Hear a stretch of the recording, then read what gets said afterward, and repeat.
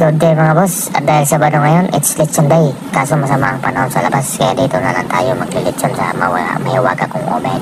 Alright, let's go. Ito, pinapunasan ko na yung baboy ko na yan para malinis tsaka mawala yung mga langsa. Yan, nandyan pa yung mga kasama ko dyan.